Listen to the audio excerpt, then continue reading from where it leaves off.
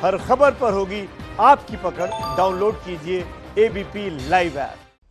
बिहार के उप मुख्यमंत्री भाई सुशील जी, अन्य मंत्रीगण, सांसद और विधायकगण और तकनीक के माध्यम से जुड़े बिहार के मेरे प्यारे भाई और बहनों, साथियों, आज बिहार में रेल कनेक्टिविटी के क्षेत्र में नया इतिहास रचा गया है। कोसी महासेतु और किऊल ब्रिज के साथ ही बिहार में रेल यातायात, रेलवे के बिजलीकरण और रेलवे में मेक इन इंडिया को बढ़ावा देने, नए रोजगार पैदा करने वाले 1 दर्जन प्रोजेक्ट्स का आज लोकार्पण और शुभारंभ हुआ है। लगभग 3000 करोड़ रुपए के इन प्रोजेक्ट से बिहार का रेल नेटवर्क तो सशक्त होगा ही, पश्चिम बंगाल और पूर्वी भारत की रेल कनेक्टिविटी भी मजबूत होगी। बिहार सहित पूर्वी भारत के करोड़ों रेल यात्रियों को मिलने जा रही इन नई और आधुनिक सुविधाओं के लिए मैं आज सबको बहुत बहुत बधाई देता हूं। साथियों, बिहार में गंगा जी हो, कोसी हो, सोन हो, नदियों के विस्तार के कारण बिहार के अनेक हिस्से एक दूसरे से कटे हुए रहे हैं। बिहार के करीब करीब हर हिस्से के लोगों की एक बड़ी दिक्कत रही है नदियों की वजह से होने वाला लंबा सफर। जब नीतीश जी रेल मंत्री थे, जब पासवान जी रेल मंत्री थे, तो उन्होंने भी इस समस्या को दूर करने के लिए बहुत प्रयास किया था। लेकिन फिर एक लंबा समय वो आया जब इस दिशा में ज्यादा काम ही नहीं किया गया।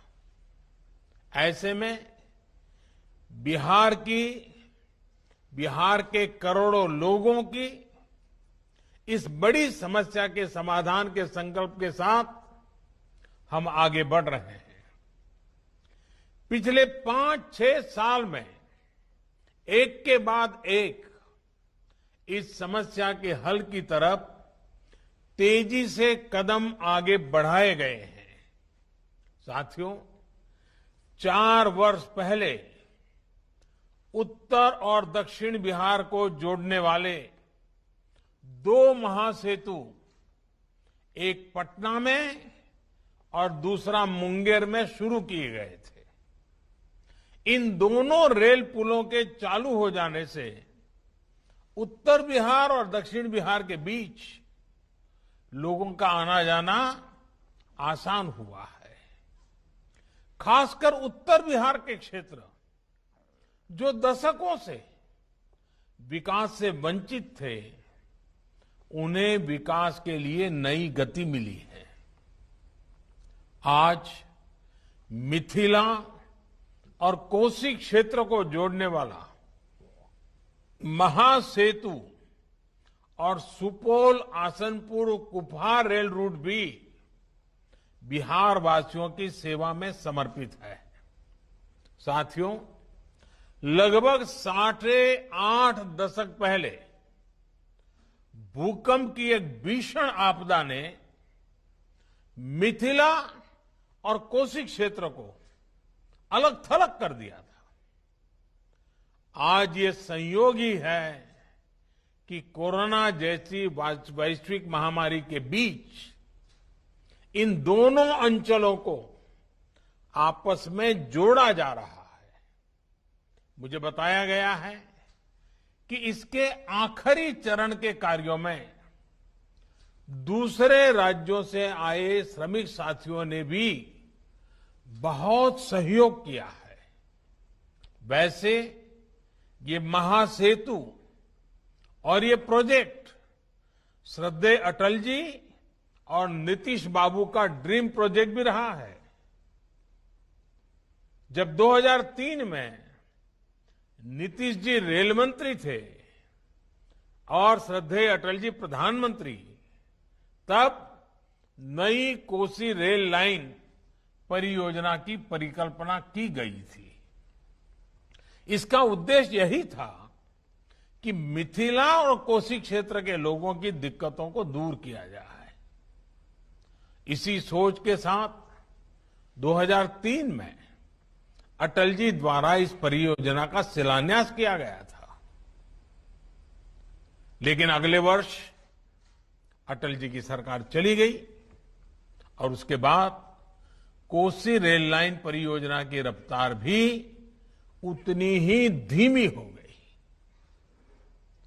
अगर मिथिलांचल की फिक्र होती, बिहार के लोगों की दिक्कतों की फिक्र होती, तो कोसी रेल लाइन परियोजना पर तेजी से काम हुआ होता। इस दौरान रेल मंत्रालय किसके पास था, किसकी सरकार थी, इसके विस्तार में मैं नहीं जाना चाहता। लेकिन सच्चाई यही है कि जिस रफ्तार से पहले काम हो रहा था, अगर उसी रफ्तार से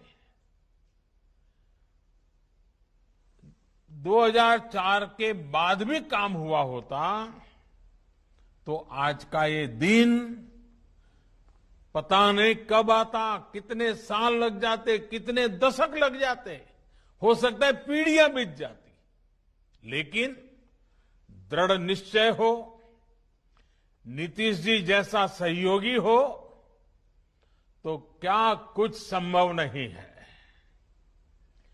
मिट्टी रोकने के लिए आधुनिक टेक्नोलॉजी का इस्तेमाल करते हुए सुपौल आसनपुर कुपहा रूट पर काम पूरा किया गया है। साल 2017 में जो भीषण बाढ़ आई थी, उस दौरान हुए नुकसान की भरपाई भी इस दौरान की गई है। आखिरकार कोसी महासेतु और सुपौल आसनपुर कुपहा रूट बिहार के लोगों की सेवा के लिए तैयार है। साथियों, आज कोसी महासेतु होते हुए सुपौल, आसनपुर, कुपहा के बीच ट्रेन सेवा शुरू होने से सुपौल, अररिया और सहरसा जिले के लोगों को बहुत लाभ होगा। यही नहीं, इससे नॉर्थ ईस्ट के साथियों के लिए एक वैकल्पिक रेल मार्ग भी उपलब्ध हो जाएगा। कोसी और मिथिला क्षेत्र के लिए ये महासेतु सुविधा का साधन तो है ही, ये इस पूरे क्षेत्र में व्यापार, कारोबार, उद्योग, रोजगार को भी बढ़ावा देने वाला है। साथियों, बिहार के लोग तो इसे भली भांति जानते हैं कि वर्तमान में निर्मली से सरायगढ़ का रेल सफर करीब करीब 300 किलोमीटर का होता है। इसके लिए दरभंगा, समस्तीपुर, खगड़िया, मानसी, सहरसा, ये सारे रास्तों से होते हुए जाना पड़ता है। अब वो दिन ज्यादा दूर नहीं जब बिहार के लोगों को 300 किलोमीटर की ये यात्रा नहीं करनी पड़ेगी। 300 किलोमीटर की ये दूरी सिर्फ 22 किलोमीटर में सिमट जाएगी। 8 घंटे की रेल यात्रा सिर्फ आधे घंटे में ही पूरी हो जाए करेगी। यानी सफर भी कम, समय की भी बचत और बिहार के लोगों के धन की भी बचत होगी। साथियों, कोसी महासेतु की हर तरफ किऊल नदी पर नई रेल इलेक्ट्रॉनिक इंटरलॉकिंग की सुविधा शुरू होने से इस पूरे रूट पर सुविधा और रफ्तार दोनों बढ़ने वाली है। इस नए रेल पुल के निर्माण से झाझा से पंडित दीनदयाल उपाध्याय जंक्शन तक मेन लाइन पर 100-125 किलोमीटर प्रति घंटा की गति से अब ट्रेन चल पाएगी। इलेक्ट्रॉनिक इंटरलॉकिंग के चालू होने से हावड़ा दिल्ली मेन लाइन पर ट्रेनों के आने जाने में आसानी होगी, अनावश्यक देरी से राहत मिलेगी और रेल यात्रा अधिक सुरक्षित होगी। साथियों, बीते 6 साल से भारतीय रेल को नए भारत की आकांक्षाओं और आत्मनिर्भर भारत की अपेक्षाओं के अनुरूप ढालने का प्रयास किया जा रहा है। आज भारतीय रेल पहले से कहीं अधिक स्वच्छ है। आज भारतीय रेल के ब्रॉडगेज रेल नेटवर्क को मानव रहित फाटकों से मुक्त कर पहले से कहीं अधिक सुरक्षित बनाया जा चुका है। आज भारतीय रेल की रफ्तार तेज हुई है। आज आत्मनिर्भरता और आधुनिकता की प्रतीक वंदे भारत जैसी भारत में बनी ट्रेनें रेल नेटवर्क का हिस्सा होती जा रही है। आज देश के अनछुए हिस्सों को रेल नेटवर्क के साथ जोड़ने की, रेल मार्गों के चौड़ीकरण और बिजलीकरण की व्यवस्था का तेजी से विस्तार हो रहा है। साथियों, रेलवे के आधुनिकीकरण के इस व्यापक प्रयास का बहुत बड़ा लाभ बिहार को और पूरे पूर्वी भारत को मिल रहा है। बीते कुछ सालों में मेक इन इंडिया को बढ़ावा देने के लिए मधेपुरा में इलेक्ट्रिक लोको फैक्ट्री और मढ़ौरा में डीजल लोको फैक्ट्री स्थापित की गई। इन दोनों परियोजनाओं से बिहार में लगभग 44,000 करोड़ रुपए का निवेश हुआ है। ये सुनकर हर बिहारवासी को गौरव होगा कि आज बिहार में 12,000 हॉर्स पावर के सबसे शक्तिशाली विद्युत इंजन बन रहे हैं। बरौनी में बिजली के इंजनों के रखरखाव के लिए बिहार का पहला लोको शेड भी काम करना शुरू कर चुका है। बिहार के लिए एक और बड़ी बात यह है कि आज बिहार में रेल नेटवर्क के लगभग 90% हिस्से का बिजलीकरण पूरा हो चुका है। बीते 6 साल में ही बिहार में 3,000 किलोमीटर से अधिक के रेल मार्ग का बिजलीकरण हुआ है। आज इसमें 5 और प्रोजेक्ट जुड़ गए हैं। साथियों, बिहार में जिस तरह की परिस्थितियां रही है उसमें रेलवे लोगों के आने जाने का बहुत बड़ा साधन रही है। ऐसे में बिहार में रेलवे की स्थिति को सुधारना केंद्र सरकार की सर्वोच्च प्राथमिकताओं में से एक रहा है। आज बिहार में किस तेज गति से रेलवे नेटवर्क पर काम चल रहा है, इसके लिए मैं एक तथ्य देना चाहता हूं। 2014 से पहले के 5 सालों में लगभग 325 किलोमीटर रेल लाइन कमीशन हुई थी। आसान शब्दों में कहे तो 2014 के पहले के 5 सालों में बिहार में सिर्फ 325 किलोमीटर नई रेल लाइन शुरू की थी, जबकि 2014 के बाद के 5 सालों में बिहार में लगभग 700 किलोमीटर रेल लाइन कमीशन हो चुकी है, यानी करीब करीब 2 गुने से भी नई रेल लाइन शुरू हुई है। अभी करीब 1000 किलोमीटर नई रेल लाइनों का निर्माण तेजी से चल रहा है। आज हाजीपुर, गोसवर, वैशाली नई रेल लाइन के शुरू होने से वैशाली नगर, दिल्ली और पटना से भी सीधी रेल सेवा से जुड़ जाएगा।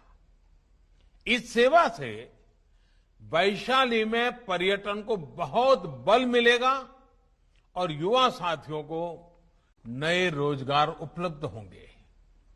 इस तरह इस्लामपुर नटेसर नई रेल लाइन से भी लोगों को बहुत फायदा होगा। विशेषकर बौद्ध मत को मानने वालों को ये नई सुविधा मिलने की इसकी काफी आसानी होगी। साथियों, आज देश में मालगाड़ी और यात्री गाड़ी दोनों के लिए अलग अलग ट्रैक बनाने की व्यापक व्यवस्था यानी डेडिकेटेड फ्रेट कॉरिडोर्स पर भी तेजी से काम चल रहा है। इससे बिहार में करीब 250 किलोमीटर लंबा डेडिकेटेड फ्रेट कॉरिडोर बन रहा है, जो बहुत जल्द पूरा होने वाला है। इस व्यवस्था से ट्रेनों में होने वाली देरी की समस्या भी कम होगी और सामान की ढुलाई में होने वाली देरी भी बहुत कम हो जाएगी। साथियों, जिस तरह से कोरोना के संकट काल में रेलवे ने काम किया है, रेलवे काम कर रही है, उसके लिए मैं भारतीय रेल के लाखों कर्मचारियों को, हमारे साथियों को उनकी विशेष प्रशंसा करता हूं। देश के लाखों श्रमिकों को श्रमिक स्पेशल ट्रेनों के माध्यम से सुरक्षित घर पहुंचाने के लिए रेलवे ने दिन रात एक कर दिया था। स्थानीय स्तर पर श्रमिकों को रोजगार देने में भी रेलवे बड़ी भूमिका निभा रहा है। कोरोना काल में भारतीय रेल की यात्री सेवा भले ही कुछ समय के लिए रुक गई थी, लेकिन रेल को सुरक्षित और आधुनिक बनाने का काम तेज गति से चलता रहा। देश की पहली किसान रेल यानी पटरी पर चलता हुआ कोल्ड स्टोरेज भी बिहार और महाराष्ट्र के बीच कोरोना काल में ही शुरू किया गया। साथियों, ये कार्यक्रम भले रेलवे का है, लेकिन रेलवे के साथ ही ये लोगों के जीवन को आसान बनाने और बेहतर बनाने के प्रयास का भी आयोजन है। इसलिए मैं एक और विषय की चर्चा भी आज आपके बीच करना चाहता हूं, जो बिहार के लोगों के स्वास्थ्य से जुड़ा है। नीतीश जी की सरकार बनने से पहले तक बिहार में इक्का दुक्का मेडिकल कॉलेज हुआ करते थे। इससे बिहार में मरीजों को तो भारी दिक्कत थी ही, बिहार के मेधावी युवाओं के भी मेडिकल की पढ़ाई के लिए दूसरे राज्यों का रुख करना पड़ता था। आज बिहार में 15 से ज्यादा मेडिकल कॉलेज हैं, जिससे अनेक बीते कुछ वर्षों में ही बनाए गए हैं। कुछ दिन पहले ही बिहार में एक नए एम्स की भी स्वीकृति दे दी गई है। ये नया एम्स दरभंगा में बनाया जाएगा। इस नए एम्स में 750 बेड का नया अस्पताल तो बनेगा ही, इसमें एमबीबीएस की 100 और नर्सिंग की 60 सीटें भी होगी। दरभंगा में बनने वाले इस एम्स से हजारों नए रोजगार भी सृजित होंगे। साथियों, देश के किसानों के कल्याण की दिशा में, कृषि सुधारों की दिशा में कल देश के लिए बहुत ही महत्वपूर्ण दिन था। कल विश्वकर्मा जयंती के दिन लोकसभा में ऐतिहासिक कृषि सुधार विधेयक पारित किए गए हैं। इन विधेयकों ने हमारे अन्नदाता किसानों को अनेक बंधनों से मुक्ति दिलाई है। आजादी के बाद किसानों को किसानी में एक नई आजादी देने का काम हुआ है। इन सुधारों से किसानों को अपनी उपज बेचने में और ज्यादा विकल्प मिलेंगे और ज्यादा अवसर मिलेंगे। मैं देश भर के किसानों को इन विधेयकों के पारित होने पर बहुत बहुत बधाई देता हूं। किसान और ग्राहक के बीच जो बिचौलिए होते हैं, जो किसानों की कमाई का बड़ा हिस्सा खुद ले लेते हैं, उनसे बचाने के लिए विधेयक लाए जाने बहुत आवश्यक थे। ये विधेयक किसानों के लिए रक्षा कवच बनकर के आए हैं। लेकिन कुछ लोग, जो लोग दशकों तक देश में शासन करते रहे हैं, सत्ता में रहे हैं, देश पर राज किया है, वो लोग किसानों को इस विषय पर भ्रमित करने की कोशिश कर रहे हैं, किसानों से झूठ बोल रहे हैं। साथियों, चुनाव के समय किसानों को लुभाने के लिए बड़ी बड़ी बातें करते थे, लिखित में करते थे, अपने घोषणा पत्र में डालते थे और चुनाव के बाद भूल जाते थे। और आज जब वही चीजें जो इतने दशकों तक देश में राज करने वाले लोगों के मैनिफेस्टो में है, वही चीजें भारतीय जनता पार्टी एनडीए सरकार कर रही है, किसानों को समर्पित हमारी ये सरकार कर रही है, तो ये भांति भांति के भ्रम फैला रहे हैं। जिस एपीएमसी एक्ट को लेकर अब ये लोग राजनीति कर रहे हैं, एग्रीकल्चर मार्केट के प्रावधानों में बदलाव का विरोध कर रहे हैं, उसी बदलाव की बात इन लोगों ने अपने घोषणा पत्र में भी लिखी थी। लेकिन अब जब एनडीए सरकार ने ये बदलाव कर दिया है, तो ये लोग इसका विरोध करने पर, झूठ फैलाने पर, भ्रम फैलाने पर उतर आए हैं। सिर्फ विरोध के लिए विरोध करने का ये एक के बाद एक अनेक उदाहरण सामने आ रहे हैं। लेकिन ये लोग ये भूल रहे हैं कि देश का किसान कितना जागृत है। वो ये देख रहा है कि कुछ लोगों को, किसानों को मिल रहे नए अवसर उनको पसंद नहीं आ रहे हैं। देश का किसान ये देख रहा है कि वो कौन से लोग हैं जो बिचौलियों के साथ खड़े हैं। साथियों, ये लोग एमएसपी को लेकर बड़ी बड़ी बातें करते थे, लेकिन कभी अपना वायदा पूरा नहीं किया। किसानों से किया ये वायदा अगर पूरा किसी ने किया है तो भाजपा एनडीए की वर्तमान सरकार ने पूरा किया है। अब ये दुष्प्रचार किया जा रहा है कि सरकार के द्वारा किसानों को एमएसपी का लाभ नहीं दिया जाएगा। ये भी मनगढ़ंत बातें कही जा रही हैं कि किसानों से धान, गेहूं इत्यादि की खरीद सरकार द्वारा नहीं की जाएगी। ये सरासर झूठ है, गलत है, किसानों के साथ धोखा है।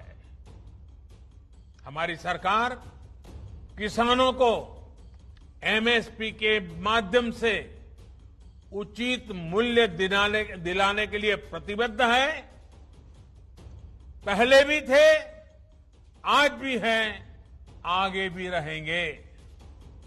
सरकारी खरीद भी पहले की तरह जारी रहेगी। कोई भी व्यक्ति अपना उत्पादन जो भी वो पैदा करता है दुनिया में कहीं भी बेच सकता है, जहां चाहे वहां बेच सकता है। अगर वो कपड़ा बनाता है जहां चाहे बेच सकता है, वो बर्तन बनाता है कहीं पर भी बेच सकता है, वो जूते बनाता है कहीं पर भी बेच सकता है। लेकिन एकमात्र केवल मेरे किसान भाई बहनों को इन अधिकारों से वंचित रखा गया था, मजबूर किया गया था।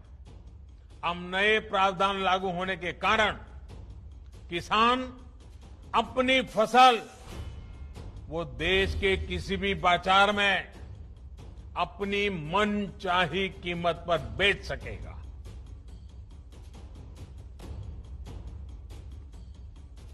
ये हमारे कोऑपरेटिव्स, कृषि उत्पादक संघ, एपीओस और बिहार में चलने वाले जीविका जैसे महिला स्वयं सहायता समूहों के लिए एक सुनहरा अवसर लेकर आया है। साथियों, नीतीश जी भी इस कार्यक्रम में मौजूद है। वो भली भांति समझते हैं कि एपीएमसी एक्ट से किसानों का क्या क्या नुकसान होता रहा है। यही वजह है कि बिहार का मुख्यमंत्री बनने के बाद अपने शुरुआती वर्षों में ही नीतीश जी ने बिहार में इस कानून को हटा दिया था। जो काम कभी बिहार ने करके दिखाया था, आज देश उस रास्ते पर चल पड़ा है। साथियों, किसानों के लिए जितना एनडीए शासन में पिछले 6 वर्षों में किया गया है, उतना पहले कभी नहीं किया गया। किसानों को होने वाली एक एक परेशानी को समझते हुए, एक एक दिक्कत को दूर करने के लिए हमारी सरकार ने निरंतर प्रयास किया है। देश के किसानों को बीज खरीदने में, खाद खरीदने में, अपनी छोटी छोटी जरूरतों को पूरा करने के लिए किसी से कर्ज न लेना पड़े, इसके लिए ही प्रधानमंत्री किसान कल्याण योजना शुरू की गई थी। इस योजना के तहत अब तक देश के 10 करोड़ किसानों के खाते में करीब करीब 1 लाख करोड़ रुपए सीधे किसानों के खाते में ट्रांसफर किए जा चुके हैं। कोई बिचौलिया नहीं। किसानों को पानी की दिक्कत ना हो, किसानों से अटकी पड़ी सिंचाई, दशकों से अटकी पड़ी सिंचाई, वो परियोजनाएं पूरी हो, इसके लिए प्रधानमंत्री कृषि सिंचाई योजना पर करीब 1 लाख करोड़ रुपए खर्च किए जा रहे हैं। वो यूरिया जिसके लिए लंबी लंबी लाइनें लगती थी, जो किसानों के खेत में कम और फैक्ट्रियों में ज्यादा आसानी से पहुंच जाता था, अब उसकी 100% निम कोटिंग की जा रही है। आज देश में बड़े स्तर पर कोल्ड स्टोरेज का नेटवर्क तैयार किया जा रहा है। फूड प्रोसेसिंग से जुड़े उद्योगों पर भारी निवेश किया जा रहा है। 1,00,000 करोड़ रुपए का एग्रीकल्चर इंफ्रास्ट्रक्चर फंड बनाया जा रहा है। किसानों के पशुधन को बीमारियों से बचाने के लिए देशव्यापी अभियान भी चलाया जा रहा है। मछली उत्पादन बढ़ाने के लिए, मुर्गी पालन को प्रोत्साहन के लिए, शहद उत्पादन बढ़ाने के लिए, दूध उत्पादन बढ़ाने के लिए किसानों को आय बढ़ाने के अतिरिक्त विकल्प देने के लिए केंद्र सरकार निरंतर कार्य कर रही है। साथियों, मैं आज देश के किसानों को बड़ी नम्रतापूर्वक अपनी बात बताना चाहता हूं, संदेश देना चाहता हूं।